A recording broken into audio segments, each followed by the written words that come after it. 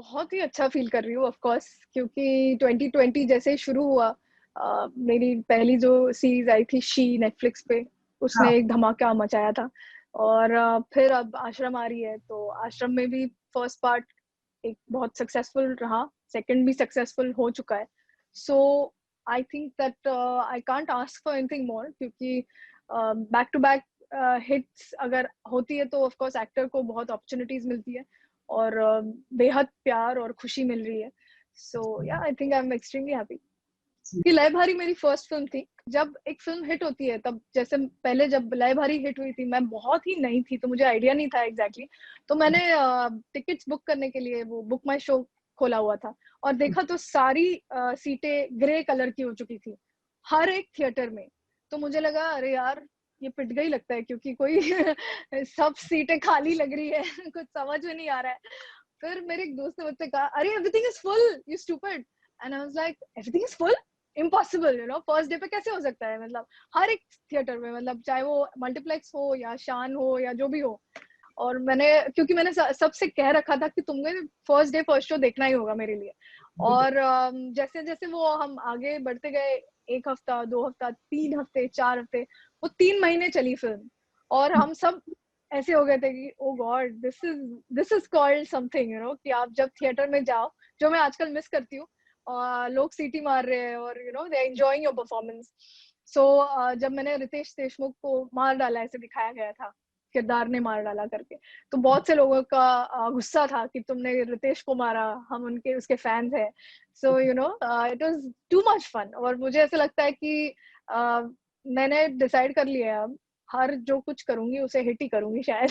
I think that is what is happening. बहुत ही अच्छा रहा, बिकॉज एक तो प्रकाश झा जैसे डायरेक्टर के साथ काम करने का मौका, और दूसरी बात स्क्रिप्ट बहुत ही बढ़िया है। मतलब किरदार देखेंगे आप तो पम्मी मेन जो चला रही है, पूरी कहानी आगे बढ़ा रही है, जो कि मुझे प्रकाश सर ने भी कहा था कि पम्मी की कहानी है। और कैसे फिर वो बाबा उसमें इन्वॉल्व, वो बाबा में इन्वॉल्व होती है, और उसके साथ क्या क्या होता है आगे जाके। तो ये किरदार बहुत ही धमाकेदार है। मतलब उसमें बहुत there is a lot of meat to perform, that's what as they say. मतलब उसको आप अगर टॉस करो, लिफ्ट करो, स्मैश करो, कहीं से भी तुम्हें परफॉर्मेंस का एक स्पॉट नजर आएगा। तो वो करते करते मुझे समझ आया, या कि एक पॉइंट आया था जब मुझे लगा अब बहुत हो गया, इमोशनल मेरा ब्रेकडाउन हो गया कैरेक्टर का, मतलब। और अब क्या होगा पम्मी के साथ, यू नो, जैसे जैसे हम आगे शूट भी कर रहे थे, और जो जो सीन्स मैंने किए, स्पेशली जब मेरा भाई मरता है, लास्ट जो सीन था, एक तो हाँ, ठंड थी, बहुत ज्यादा ठंड थी वहां पे, और वो ठंड में शूट करो, और वो भी ऐसे सीन शूट करो, हे भगवान। उनको ऐसा होता था कि यार करना तो है, पर यू नो हो भी नहीं रहा है मुझसे। पर वो जब खत्म हुआ, उस दिन से मुझे लगने लगा, अरे यार ये तो और चलना चाहिए था, ये खत्म क्यों हुआ? बिकॉज वो बहुत प्रभावशाली था मेरे लिए भी और ऑडियंस के लिए भी। और आई थिंक आगे देखते हैं क्या होता है। अगर आगे वो आगे सीजन्स कर रहे हैं तो बहुत मजा आएगा। जैसे ठंड का मौसम है, तो हम वो आलू टिक्की मंगाते थे एक छोटी सी दुकान से। तो मैं बहुत ज्यादा खाना खा सकती हूँ, लोगों को ये पता है, जो लोग मुझे जानते हैं। और मेरा वजन नहीं बढ़ता है, बिल्कुल भी नहीं बढ़ता। सो मैंने एक बार उनकी लिट्टी चोखा, एक डिश है वहाँ की, आई थिंक यूपी साइड की। हाँ, तो जब भी, हाँ, हमारे राजू भैया थे, वो ले आते थे लिट्टी चोखा। और मैंने एक एक बार मैंने सोचा ये सारा मेरे लिए है, क्योंकि वो काफी मतलब रेगुलर था, पर मेरे लिए कम था, तो मैंने वो सारा खा लिया। और बाद में मुझे पता चला कि ये बॉबी सर का भी था, जो, क्योंकि हमारा रूम अगल बगल में था, तो वो छोड़ गए थे वहां पे टेबल पे। तो मैंने सारा खत्म कर दिया, और तब बॉबी सर बाहर आए after pack up, and he said, अरे where is my litti chokha? I said, oh was that for you, because I ate it. मैंने उस दिन तो खाया, मैंने अगले 2 दिन भी खाया। तो मैं, एक पॉइंट के बाद उन्होंने अभी कहा कि प्लीज पम्मी से मेरा खाना दूर रखो, क्योंकि पम्मी मेरा पूरा खाना खा जाती है।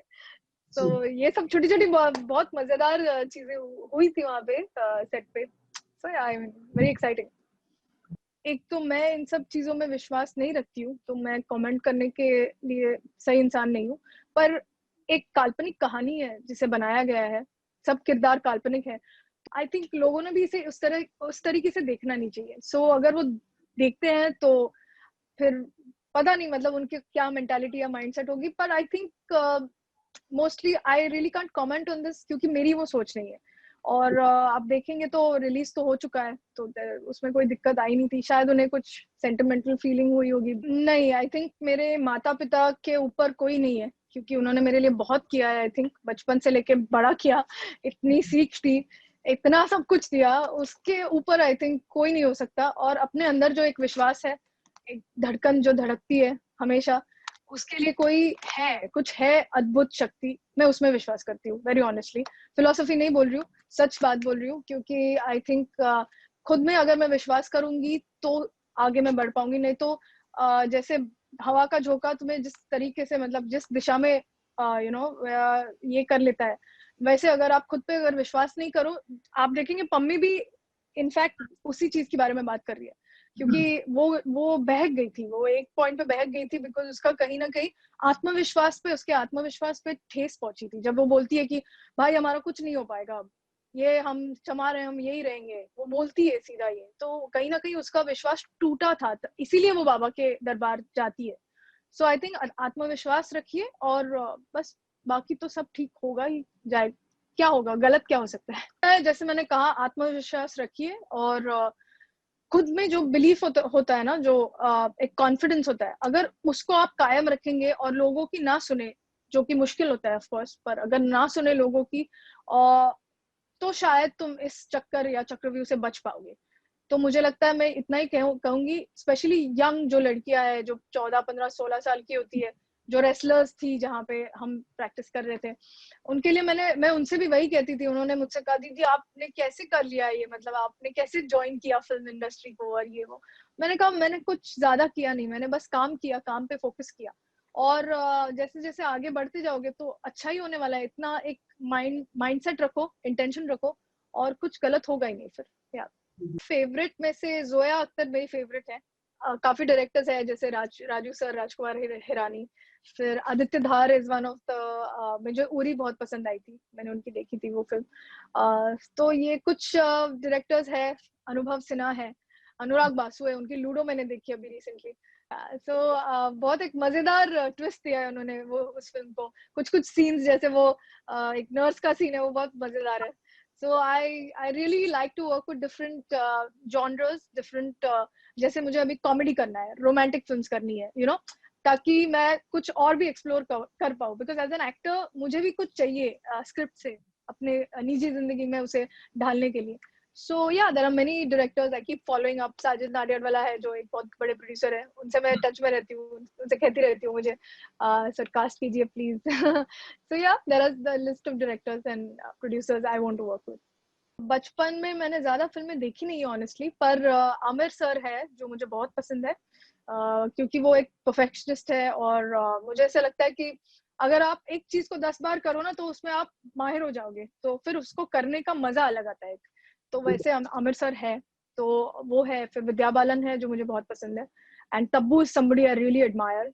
और माधुरी दीक्षित है डांस के लिए, एक अलग अलग सब चीजों में, सब में एक बहुत ही खासियत बहुत रह चुकी है इन द एक्ट्रेसेस। जैसे हम 2000 में हमने देखा था, जैसे एक्टर्स और एक्ट्रेसेस का दौर था। सो ये कुछ एक्ट्रेसेस है जो मुझे बहुत पसंद है। सीजन 2 जरूर, शायद, आई डोंट नो, मुझे अभी तक बोला नहीं गया है, बट जैसे वो अभी जिस मोड पे वो कहानी रुकी है, शायद हम आगे उसमें बढ़ेंगे। तो जैसे अनाउंसमेंट होगा आप सबको पता ही चल जाएगा यार।